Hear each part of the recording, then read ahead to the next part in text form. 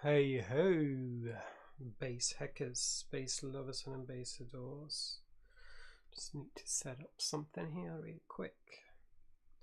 And then I'm all yours.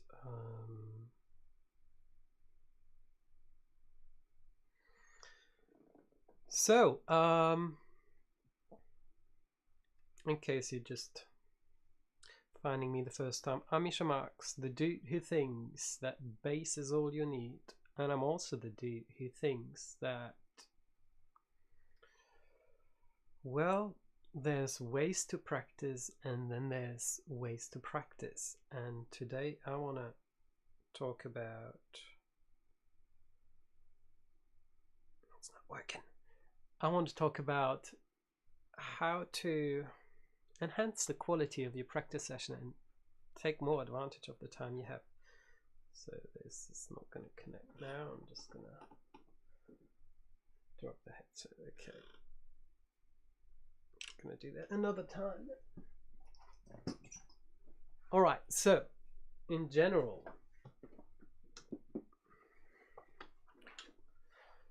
let me turn the bass down a little bit as I have the mic open. In general, you can already do a whole lot before you even start practicing, like meditation, workout, just get the blood flowing, get moving, activate your parasympathetic nervous system so you're in the right headspace to give it all, right? So the next thing though, let's skip that part. Let's just say we did that or not. It's just an extra edition. So I like to start with warming up, and duh, obvious, but there is I've found a way to practice really effectively when it comes to learning a new skill, like for example slapping, tapping, or soloing over chord changes. But that whole approach concept didn't really include keeping up the chops that you already practiced. So what I refer to now is basically using the warm-up time not to get into the headspace of what I'm going to practice in the deep practice part of my session, but instead I'm just going to warm up with the keeping up the chops exercises. So what I'm going to do first is basically I'm going to take a, usually I do that on paper, maybe I should do that digitally always. Just go here. So the first exercise that I love doing, and I basically tell all my students they should do, is play all the notes on your instruments. At least that's how I call it. And I got this one from Anthony Wellington, Victor Wooten's mate at the Bass and Nature Camp, Nature and Bass Camp. Great dude. He's got a lot of great concepts to simplify the information that he teaches you. By the way, can you hear me? Almost looks no, I think it's fine. But if you're having trouble, if anything's distorted, if the image is choppy, please let me know in the comments. I can probably fix it on the fly. So okay, all the notes. So there's a couple of different approaches. Today I'm just going to do the full-on version because it's me practicing and not teaching. So that basically means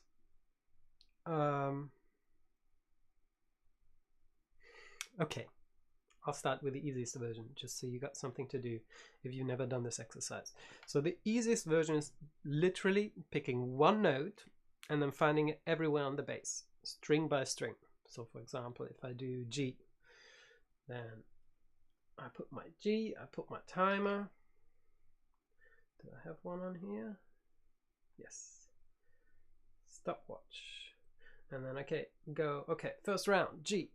Dun, dun, dun, dun, dun, dun, dun, I.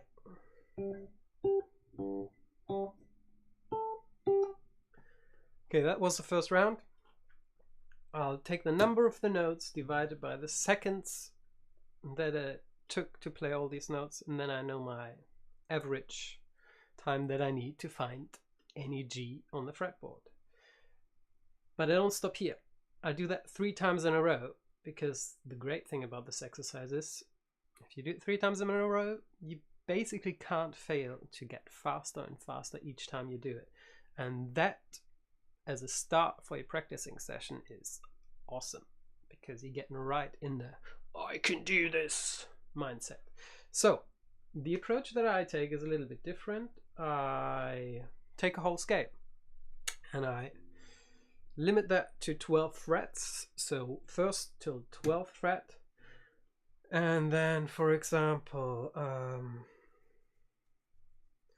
let's do something a little bit odd. How about A flat Mixolydian? So that would be A flat, B flat, C, D flat, E flat. Is it F? It is F, and G flat. Lots of flats. But what I'm going to do now, before I just start playing those notes, is I'm going to pick a random order of each of these notes. So I'm just going to go and take all the numbers. Wait, 5 I already had.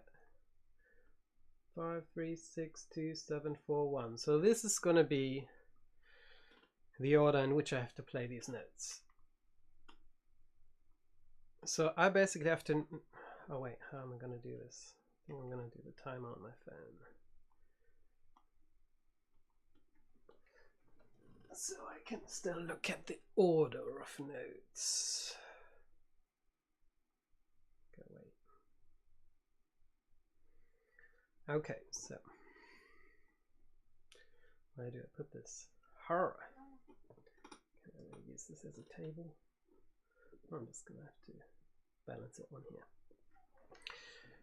Okay, I'm not even gonna go through it. Okay, which is the 5th degree and so on. I'm just gonna start out without thinking about it, which is very important, because one of the things that makes you learn way faster than you think is going for it, making the mistake, and then fixing it. If you didn't go through the pain of, oh, I messed it up, now I'm really gonna pay attention how I can do it better, guess what? It won't stick, because pain, until it gets too much, is a very, very good motivator. Okay, let's go. 5, 3, 6, 2, 7, 4, 1. And go. Sorry, falling off. 5, 3, 6, 2, 7, yes, 4, 1. Now on the next string, same thing. 5, wait, yeah, 3, 6, 2, 7, 4, 1. Next string. 5, 3, 3, 6, 2, 7, 4, 1. Next string. 5, 3, 6, 2, 7, 4, 1. Does that make sense? Yes. 5, 3, 6, 2, 7, 4, 1. Okay, so that was 1 minute 22 divided by 35. Oh, I'm gonna have to do that on the calculator. I'm too lazy. Although this would be a great way to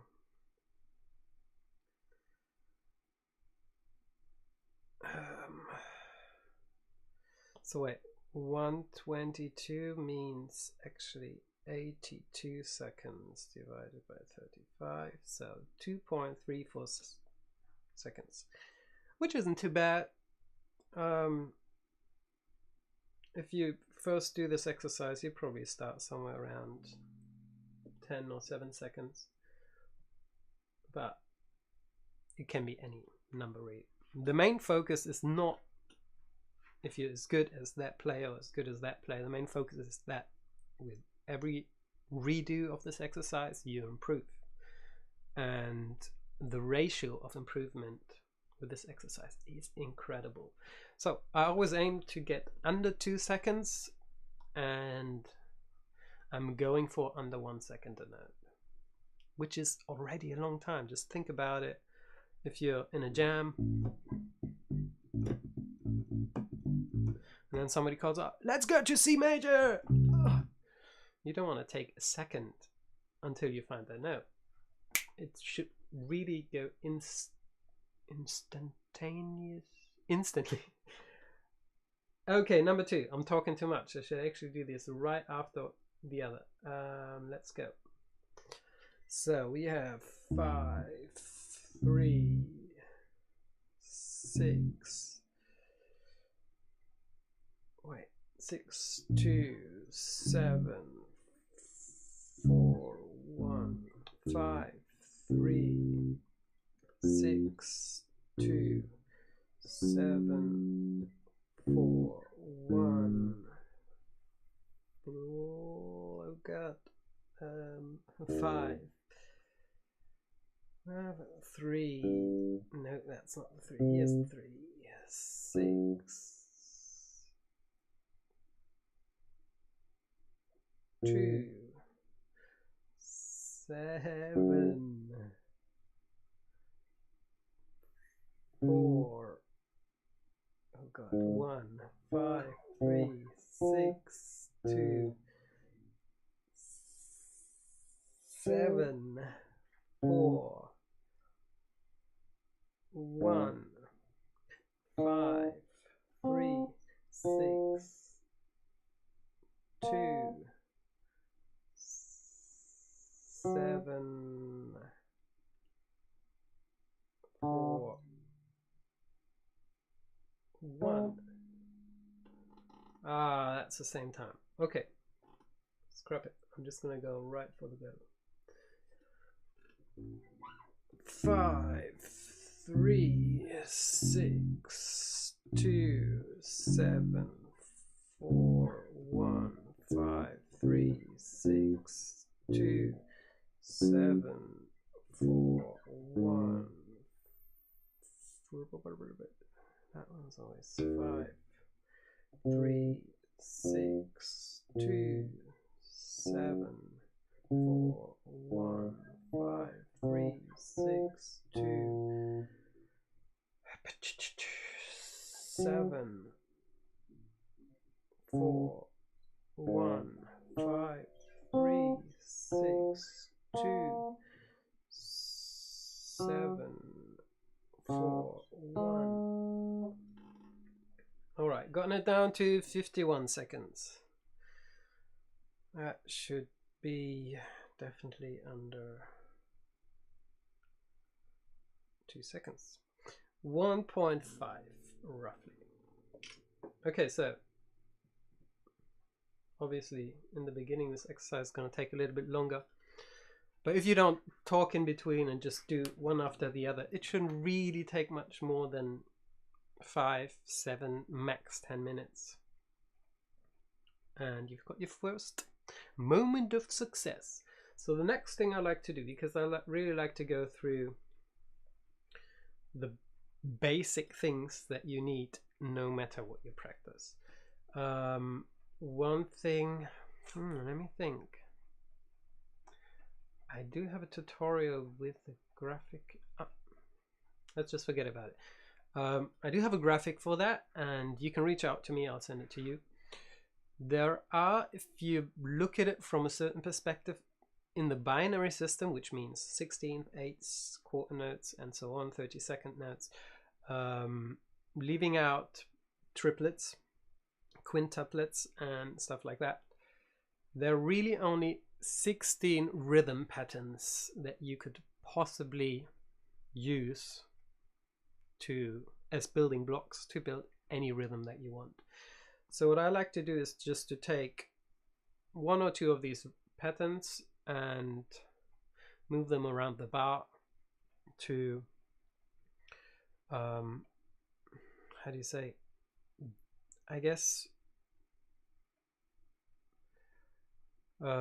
train my independence from the drummer, because as cool as it is to have a really good drummer that you can just piggyback on and feel like you're sitting down on a big fat couch,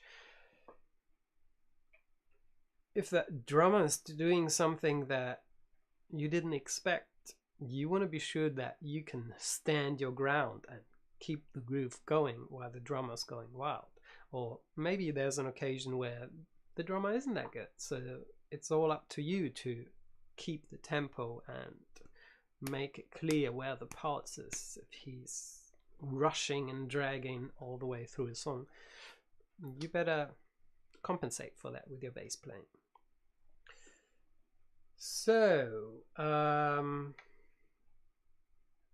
there's two ways of doing this.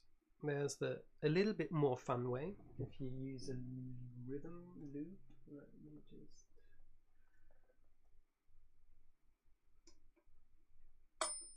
this one's pretty annoying. Let me change this.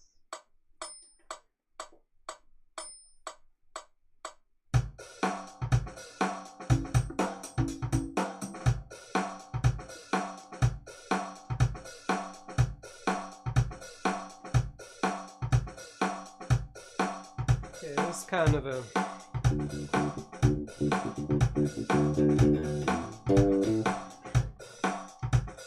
turn that down a little bit. Why are the drums so loud? Oh no, this one's okay.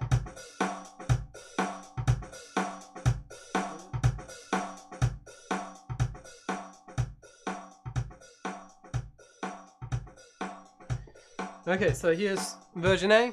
It's a little bit more fun because you're playing with a drummer. What I do now is basically I'll take the pattern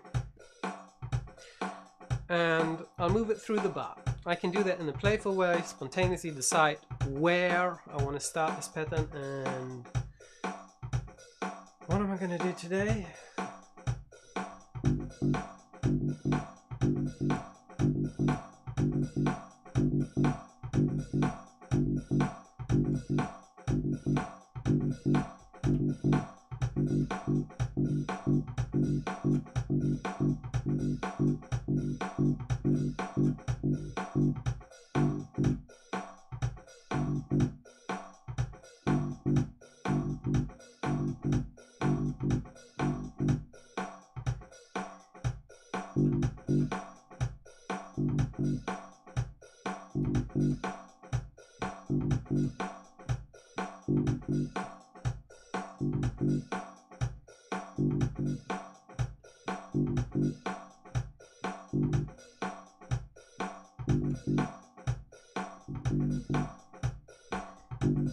Okay, if you take this as a 2/4 bar, I've done one round.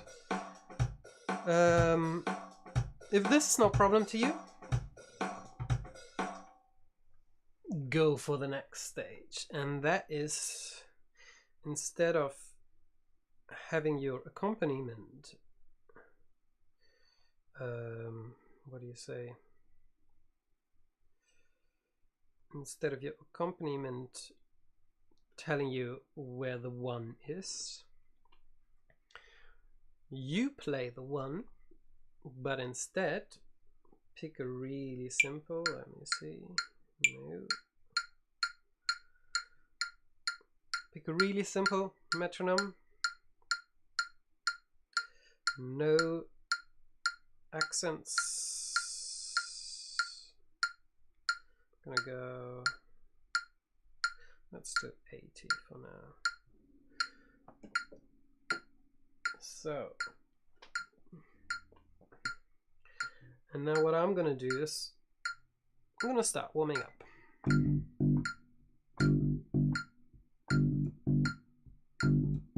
Okay, that's fine. Now I'm gonna hear that metronome. I'm gonna go bit by bit instead of the quarter notes on the 8th offbeats. What helps me with that is just snipping or clapping on it, because I guess we all kind of used to hear that as the offbeat, and I can fill in the downbeats. 1, 2, 3, 4, 1, 2, 3, 4.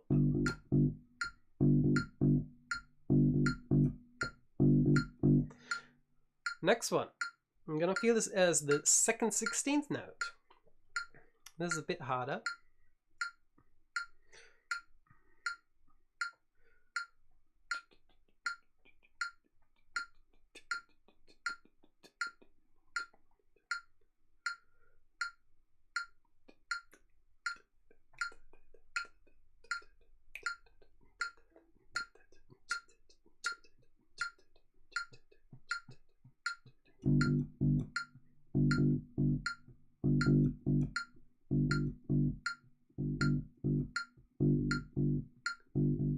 Ah!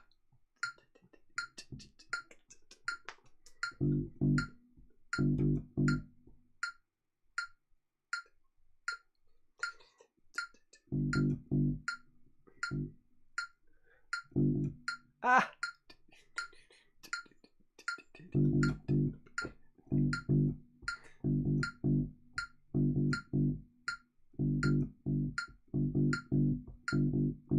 Ah!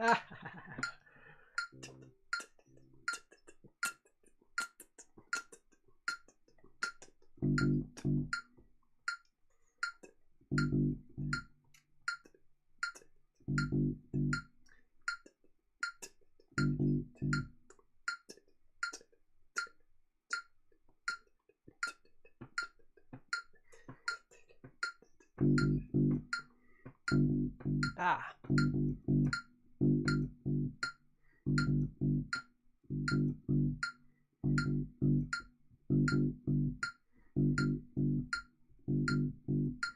So, and you can see I'm struggling with this too.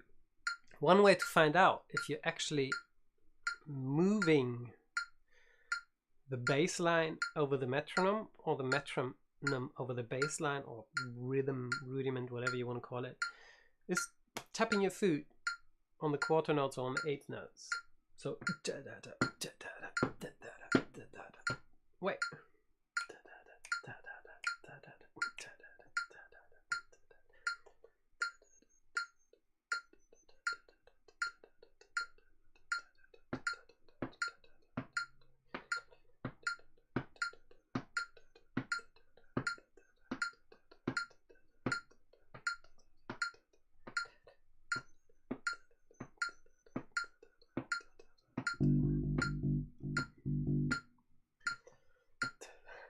Oh god, you can see I'm gonna have to slow this down. I haven't done this in a while, so let's go down to 60 BPM. And this is also, I guess, one of the most important tips when you're practicing. There's nothing that you cannot do this instant. The only thing you need to do is finding the right tempo for you. And maybe you can do this, or you were able to do this at 160 BPM yesterday, and today is just not your day, and you're gonna have to dial it down to 35 BPM. But it really doesn't matter to your progress, because what you're really training is being the best when you're at your worst. And that often is, I mean, maybe not the worst, but when you're on a show, you often have excitement, you're nervous, and there's a lot of pressure. So this is really where you want to perform at your best, or at least as good as you can in that state. And if you never replicate that when you're practicing, then obviously you're always gonna come down from stage. Man, this sounded so much better in the practice room. Well, if you're having a bad day, don't give up. Just slow down. Find that nice tempo for the day. Just slightly out of your comfort zone where a few couple mistakes slip in. Not like just now. I was completely overwhelmed. So I'm going down to 60 BPM.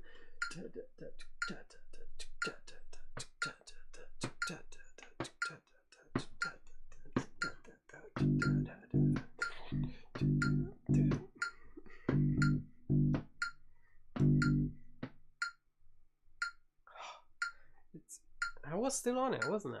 But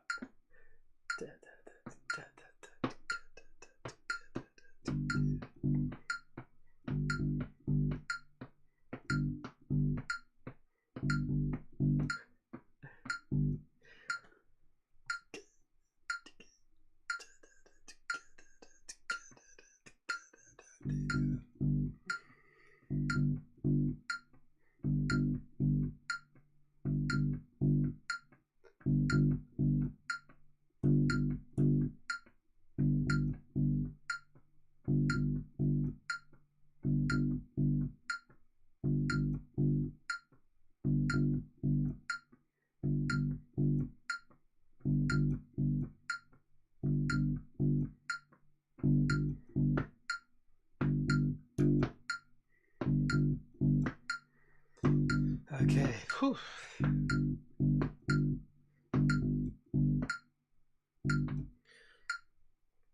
That was a toughie, but because now I got into the feeling, I want to go back to 80. See if I can do that too.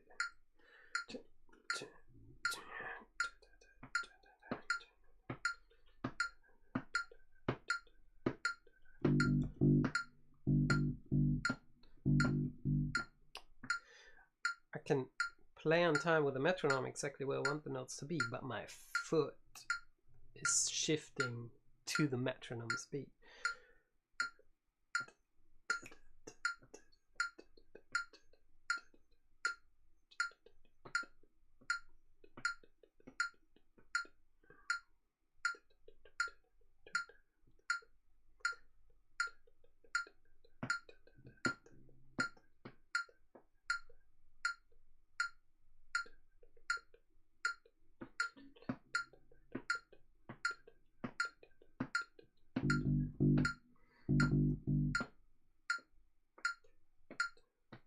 Okay, so today's one of these days. I'm just not gonna get it on 80 unless I really invest some time now. And this is a warm-up, so I'm already way beyond my warm-up time. 15 minutes generally. But I'm gonna do the last one. I'm gonna go back to 60 and I'm gonna do the last 16th.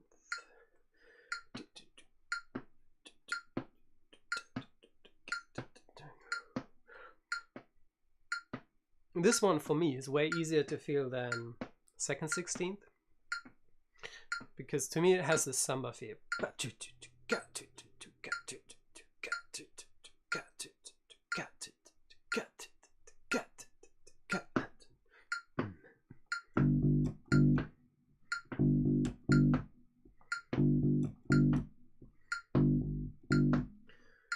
Maybe that I can do on 80. Whoa! Stay here.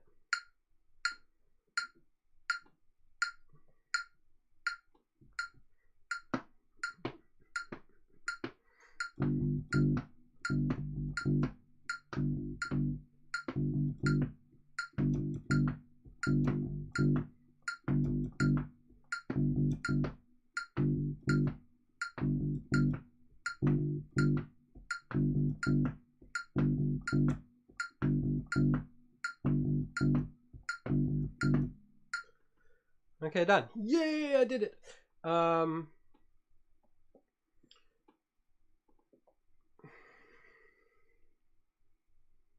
So we've done notes, fretboard knowledge, we've done rhythm. And I would almost say that's all you need. There's one more thing that I like doing. That's a bit of technique warm up and just left-right hand synchronicity. This one's also from Anthony Wellington. Told you the guy's magic. I don't remember what he calls it. I call it 1, 2, 3, 4. So basically you've got 24 possible combinations of playing one finger after the other in all the different orders without repeating one. And then you pick one of these, go through the whole list of 24, see which ones are the hardest ones. I haven't done this in a bit, so I'm just going to randomly pick one now. I kind of know the ones that are a bit harder. And then you play them up the fretboard, down the fretboard, same direction. I mean, if you go up, you go down. So the challenge here is to keep your fingers as close as possible to the fretboard and just keep in time. I think, and even Anthony Wellington even said that he always increases the speed of this exercise by 1 BPM each time he does it. He must be by tempo 800 by now, or even beyond that. So, but yeah, that's a nice way to gradually accelerate your speed. But as I mentioned before, you might have a bad day in between, and you're just gonna have to adjust what your daily form is. So I'm gonna do this with a drum beat because this is not a timing issue, timing exercise.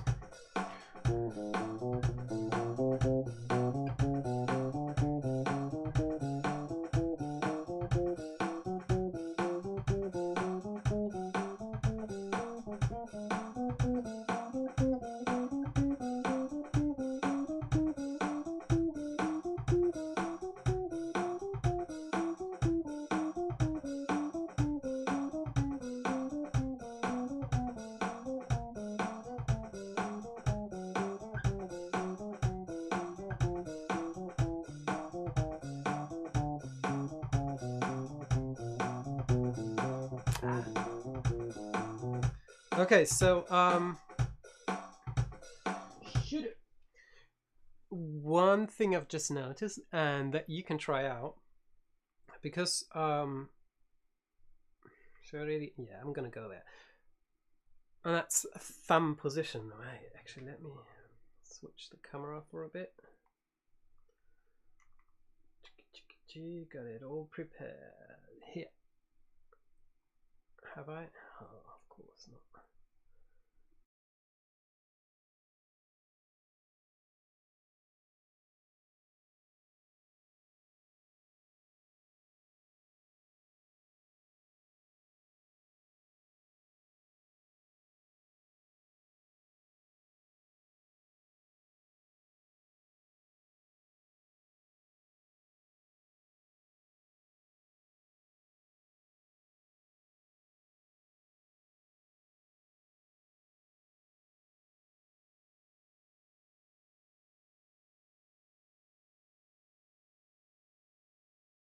Because in general, the busier the left hand gets, the harder we often push, and the faster we play, the harder we push. And the real job of this thumb is really just to give us an orientation where on the neck we are. It's not about pressure. We have more than enough power, force in these fingers. You can basically hold your own weight just on your fingertips. So you don't need the thumb to put extra pressure. Unless, of course, you're playing an instrument with strings 3 centimeters off the fretboard, then you might need a bit of a counter force. But in general, you can just use the weight of your arm. You just have to make sure you're not pulling the string down. But in general, that doesn't really happen with bass, because the strings have some tension. So you just plant your finger there and let your shoulder drop, your elbow drop, and that should be enough.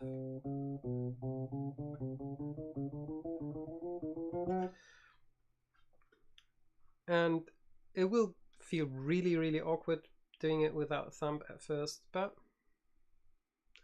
the more you do it, the more you can also do it while you're playing a show, for example. And when you notice, oh, starting to cramp up in my shoulder, shoot, what am I going to do? I have to play another whole set before the show's over. Just take off your thumb,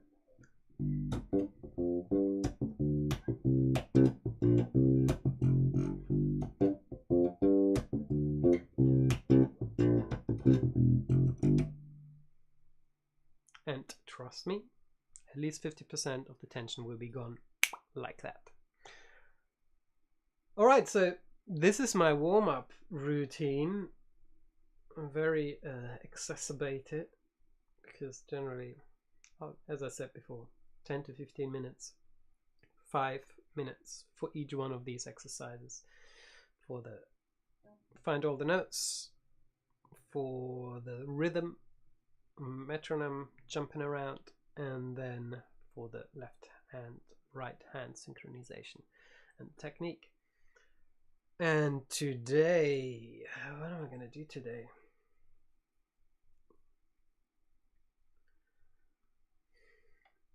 I'm really enjoying the new Meshuggah album. It kind of made me want to go back there, but I was actually just figuring out something else. I don't know if you heard of Polyphia. Well, I have this great tune called, what is it?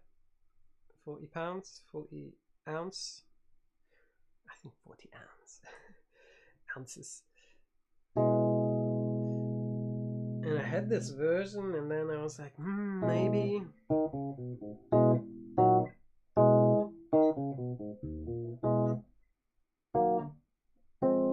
Oop.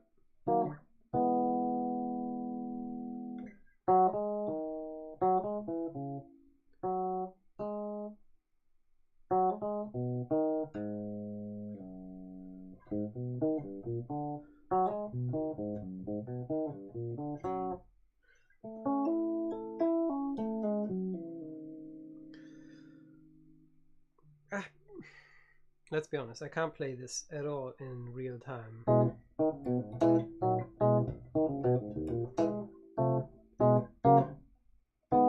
Yeah.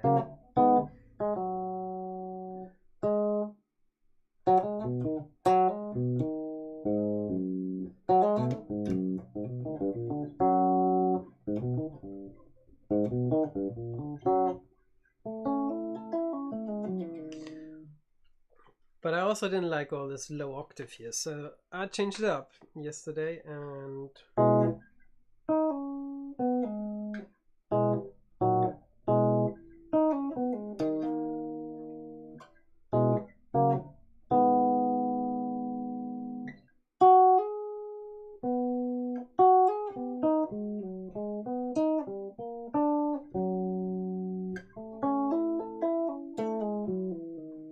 again, I can't play this in original speed, but I can find my form of the day, my tempo of the day, that I can push myself just outside my comfort zone. And that's the most effective way to learn, to memorize, and to automate the technique necessary.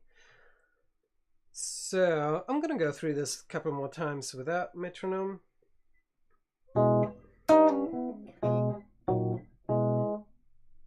I'm wondering.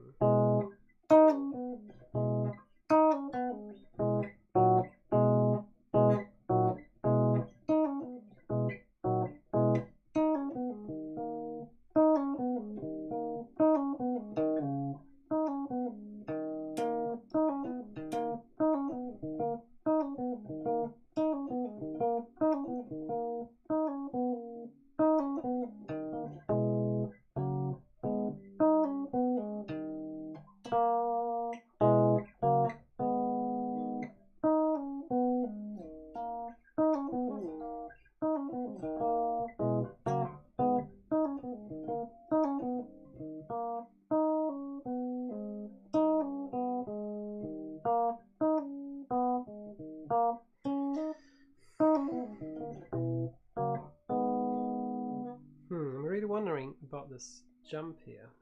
Actually,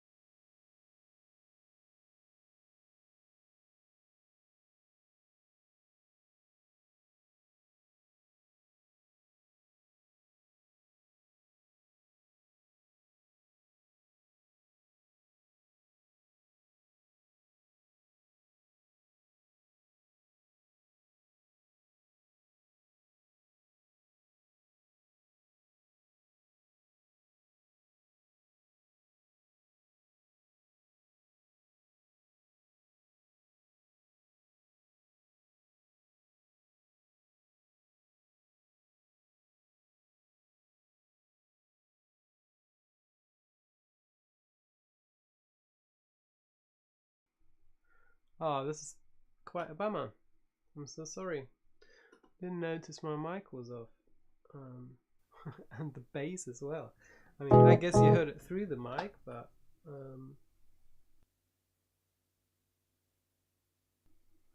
all the close-ups don't have my mic on it. Okay, so I'm just gonna stay here. So Polyphia. And what I'm doing now is basically just going through this riff from the beginning, and the first bit section of this riff where I see, oh, I'm kind of huddling through it and just running risk of automating, playing it really inconsistently, and how do you say, just not nice. It just doesn't sound that nice if it's not fluent, right? And especially if you listen to the original songs, played so clean and so on the point. So first spot for me, this one.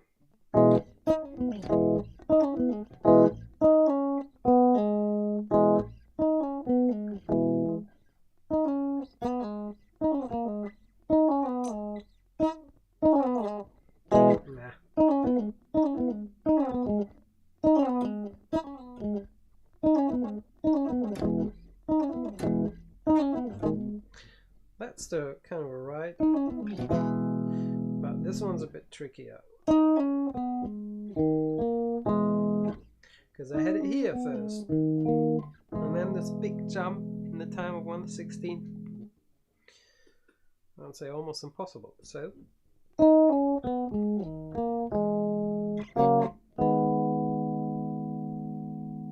I think I found the solution.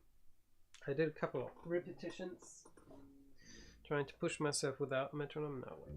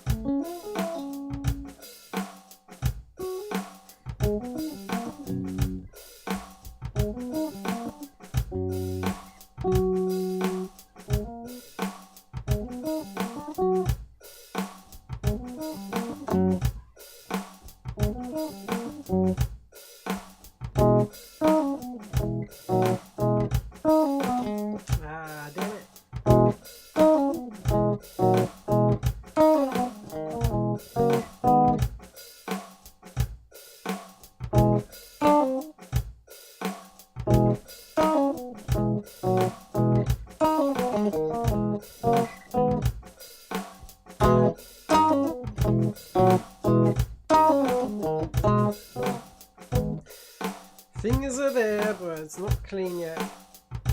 Oh yeah, another tip. Apart from taking little sections and perfecting them, speeding them up one at a time. Hey, there's someone talking.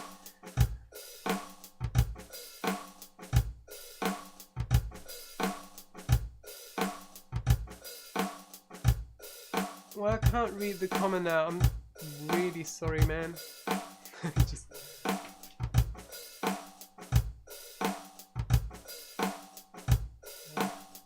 It's distilling. Oh well. So, what you really want to do is focus on one metric at a time. For example, the first metric was just memorizing the new fingering. And I still kind of struggle with that, so everything else is kind of, okay, forget about it. I'll play in time. Rhythm and the right fingering, that's where we start. It's already multitasking because I'm doing two things, but kind of have a feel of, heard the song often enough, of what the rhythm is. So the rhythm is not really the challenge, rather the tempo. But the tempo is relaxed now, relaxed enough. Because I do want to challenge myself. I don't want to do it perfect every time I play it, because that means I'm not growing, I'm not learning. So,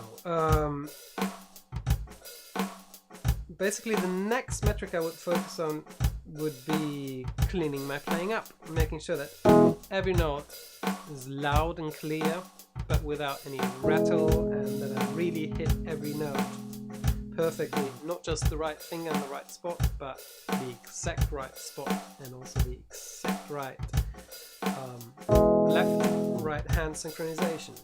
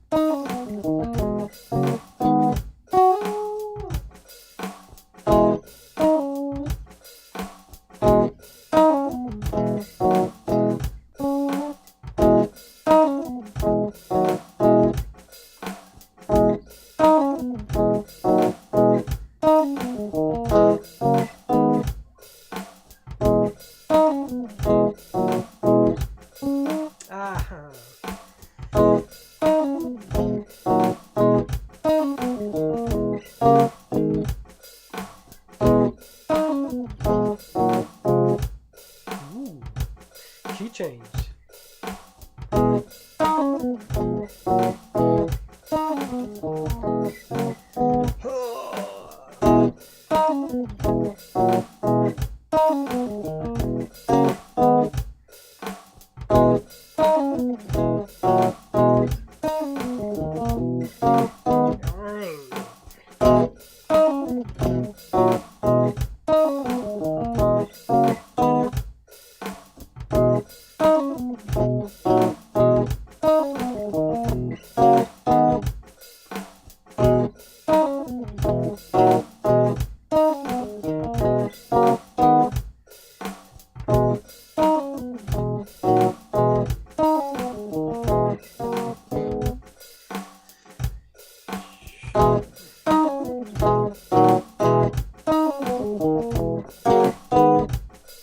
Okay, so I'm satisfied with that. That was 5 to 3 rounds, which were pretty perfect.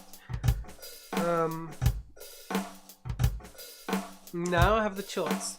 Either I extend the riff, or I bump up the speed. And for now, because I'm just enjoying playing this bit, I'm just going to bump up the speed.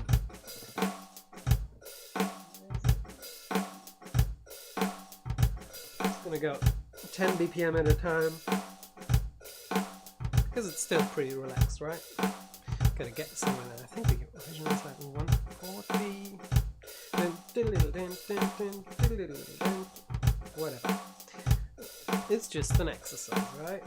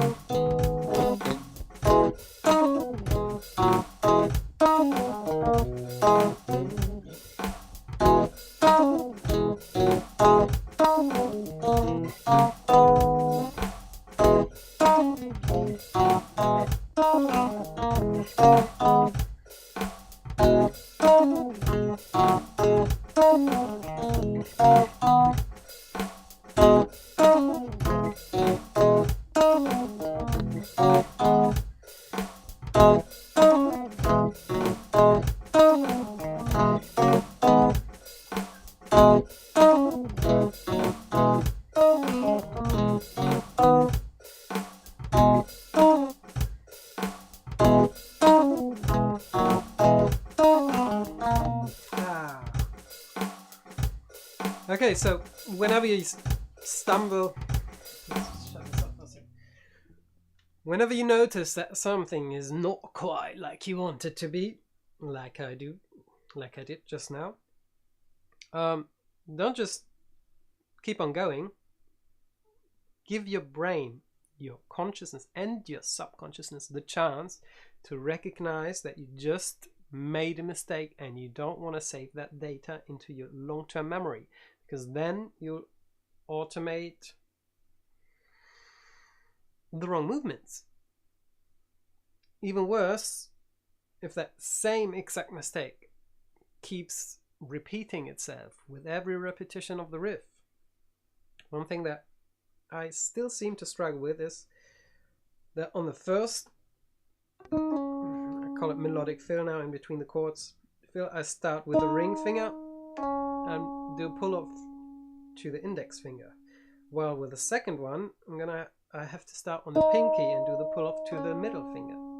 And to not get those two mixed up is not automated yet. So for the next couple of rounds, I'm going to pay extra attention to that and not care so much about how clean I get into this. This is going to become the position shifting is going to become second priority or secondary. It's not a priority when it's secondary, right? And instead, I'm just going to keep all my focus on this bit up here. Let's get another round.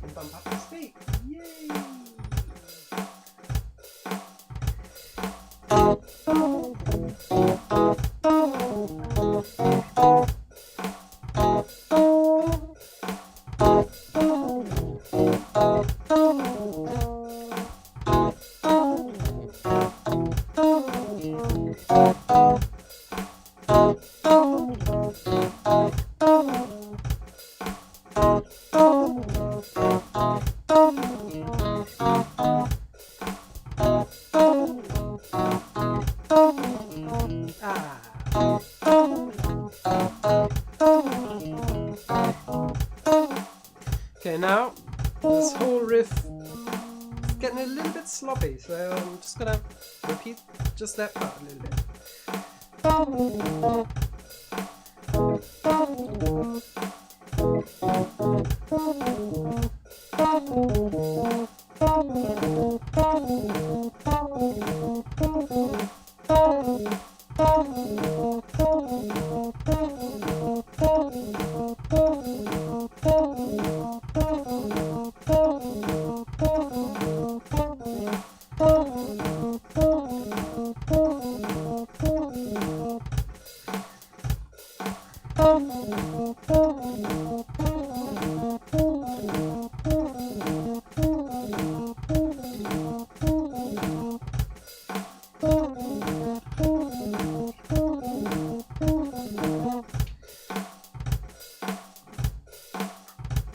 And here we go.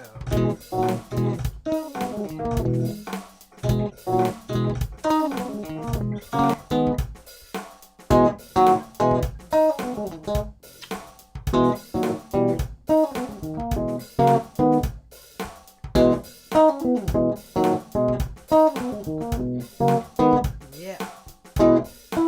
Ah, no.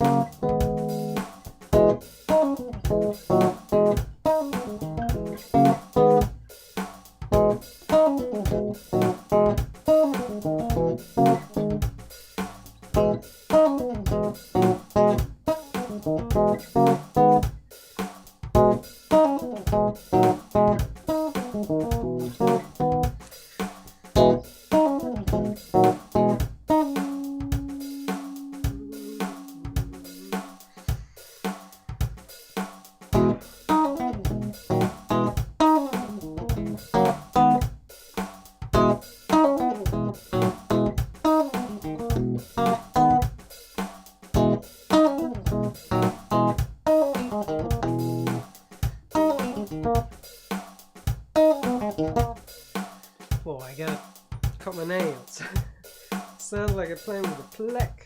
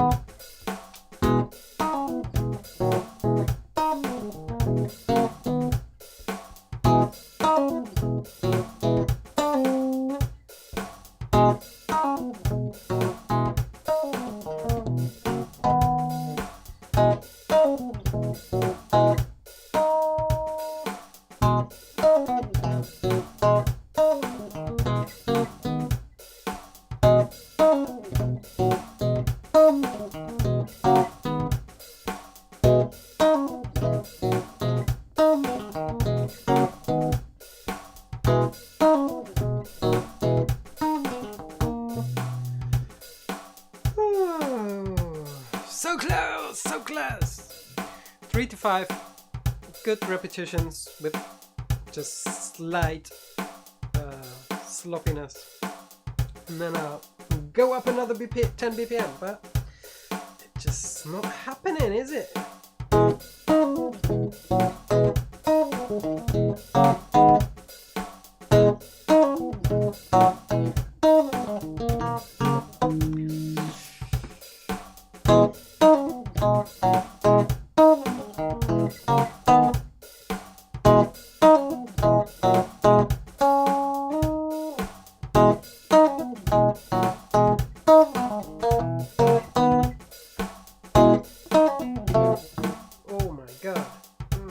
breathe.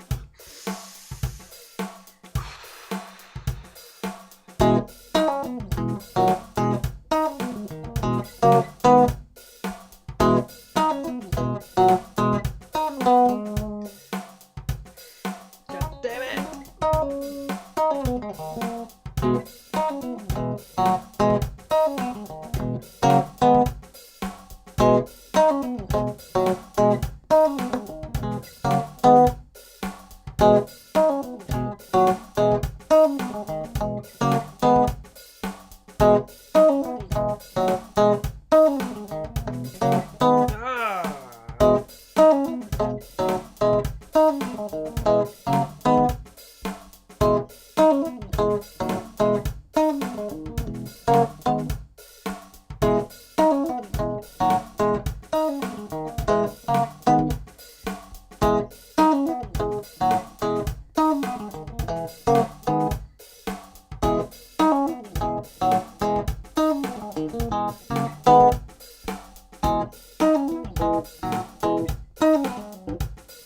Okay, good. So, I reached the next level.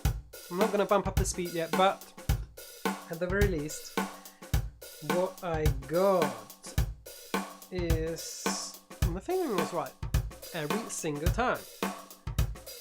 So now it's about getting rid of those unwanted noises, cleaning up the sloppiness.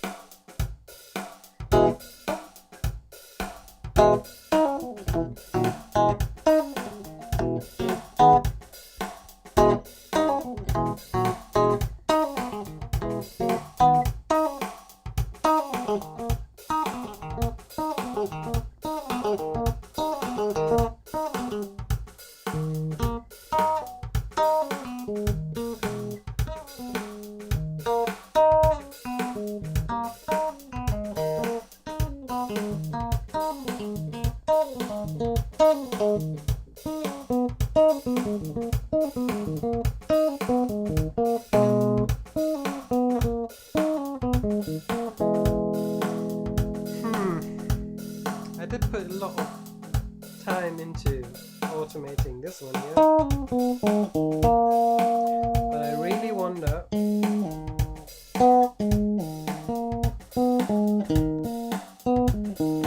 I'm never going to be able to really play this legato, but I can. And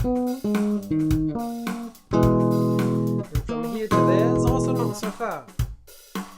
So, taking 3 steps back, I'm going to without. Bam, bam, bam.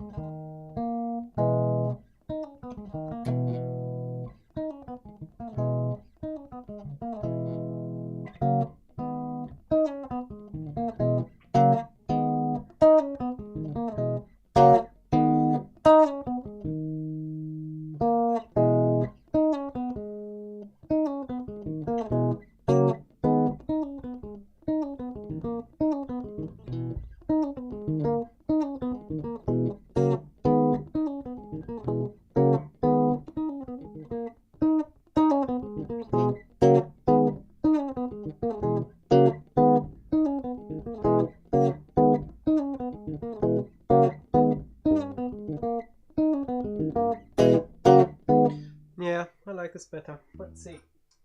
Can take it right up to speed.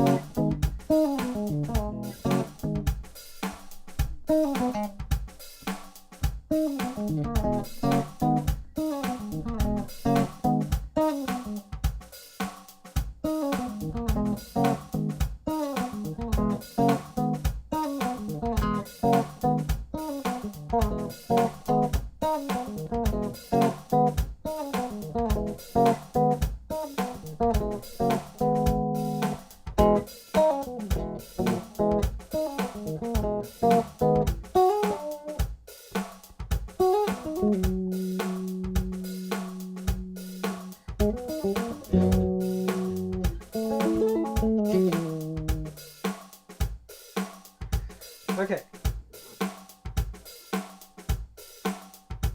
I'll take it down again to the beginning. This version works as well. Let's see. The fingering, I mean. But now I'm gonna see where my next trouble spot is, because I would consider this not to be the hardest spot of the riff anymore. I need new strings.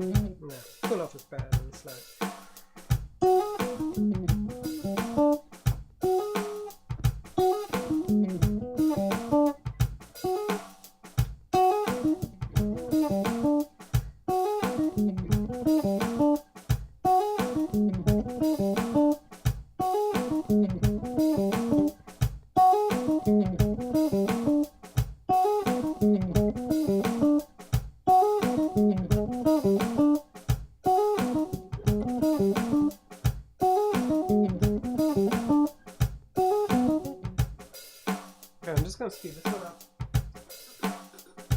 There it goes. Straight to my last top speed. Go away, dude.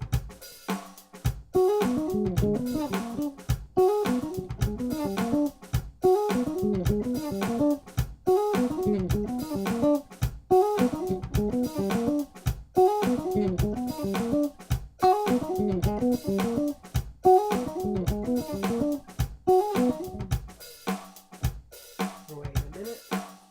Somewhere else sound.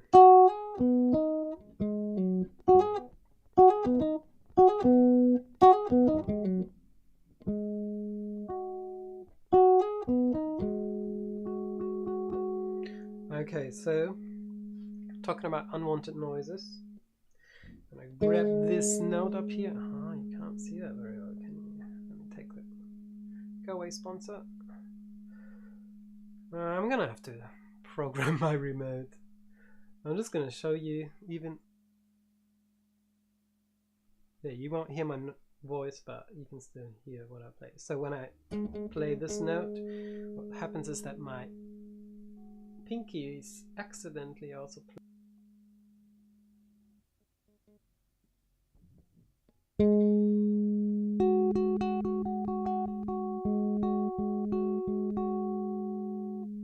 So what I'm gonna have to do is lift up that pinky a little bit more.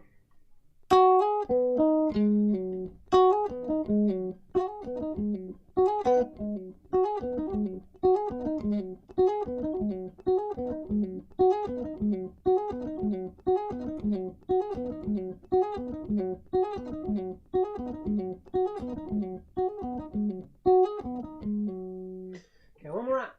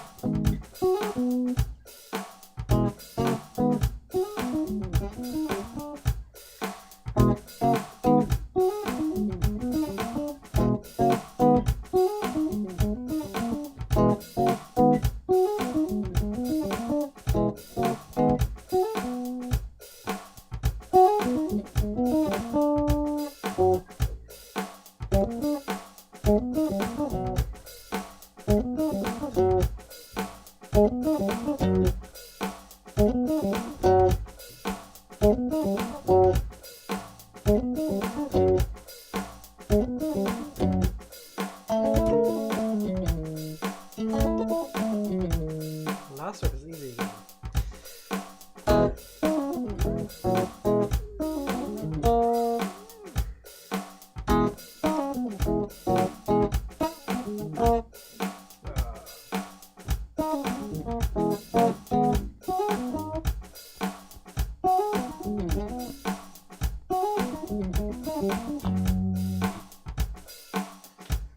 Let's extend back and down tempo.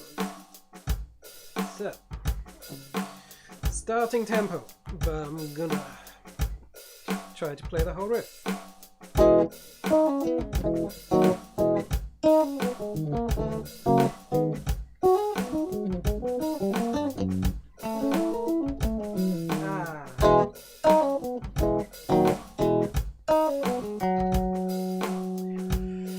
It's already automated.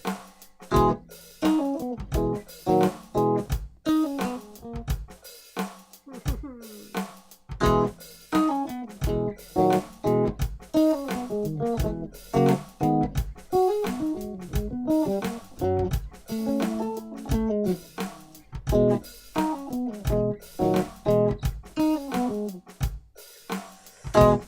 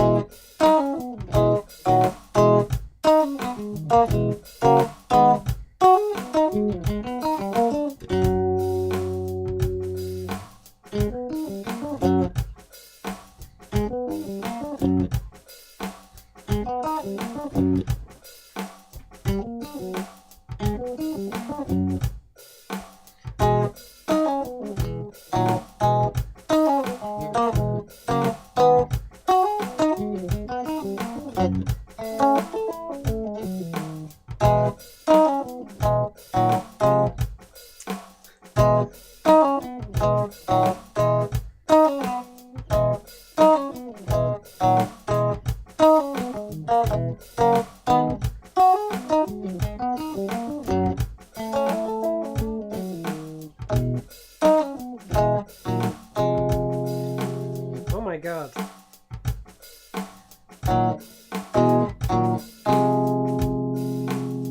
I mean, it's a very cool sound, so I get why my left hand's going there. But not now!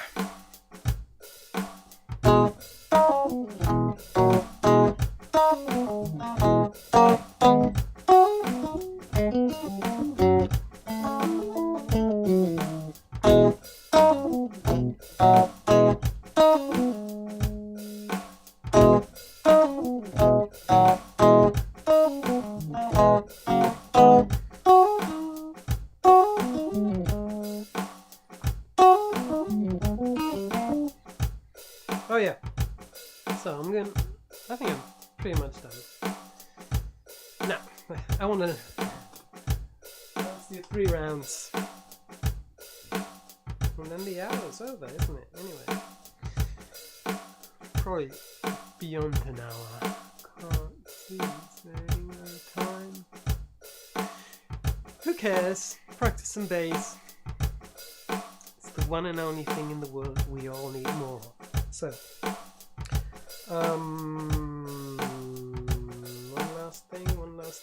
one last tip before I do my last round. When you notice a mistake, especially if you're playing a whole riff or a couple of bars in one go, before starting from the beginning, each time you make a mistake, just repeat the bit, the tiny section, the last 4, 5, 6, 7, 8 notes that you just messed up, and really nice and clean before you start from the beginning. And speed up the whole automation process. So that's basically what I did now, and now I'm going back.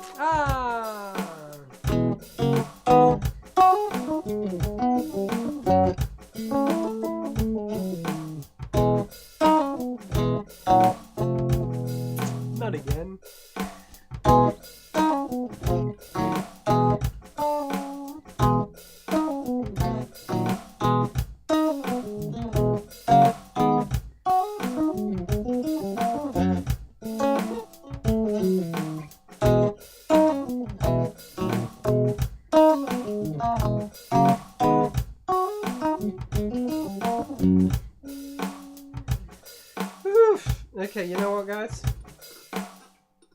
I'm slowly losing my focus, and I think I've done enough for today.